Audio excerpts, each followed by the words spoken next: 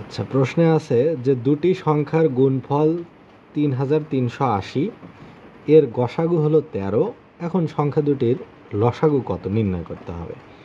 তো এই ধরনের অঙ্ক সমাধান করার ক্ষেত্রে আমরা একটি সূত্র মনে রাখতে হবে, সেটি হচ্ছে আমরা জানি যে দুটি সংখ্যার গুণফল, অর্থাৎ দুটি সংখ্যার গুণফল সমান কি? সমান হলো সংখ্যা দুটির লসাগু গুণন সংখ্যা দুটির গসাগু।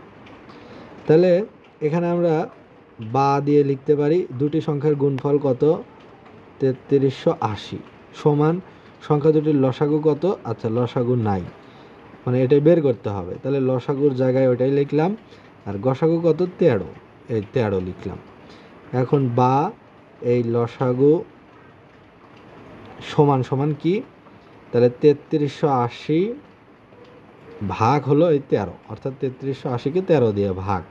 তাহলে এটা ভাগ করলে কত হয় সেটি এখানে হিসাব মিলাতে হবে। এখানে আমরা লাভ করি 3380, এখানে ভাগ হলো 13 দিয়ে।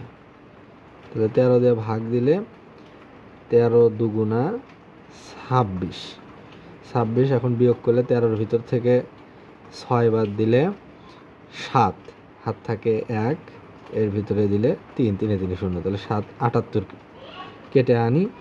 এখন কত দেওয়া যায়, 6, 6 13 78, 3 6 18 8, হাত থাকে 1, 6 1 6 1 7 78, আর এই যে বাঁচলো শূন্য, এই শূন্য এখানে হলো। আচ্ছা, তাহলে 260, এই 260। তাইলে এই সংখ্যা দুটির লসাগু কত? সংখ্যা দুটির লসাগু হচ্ছে এই 260, এটাই হলো অ্যান্সার।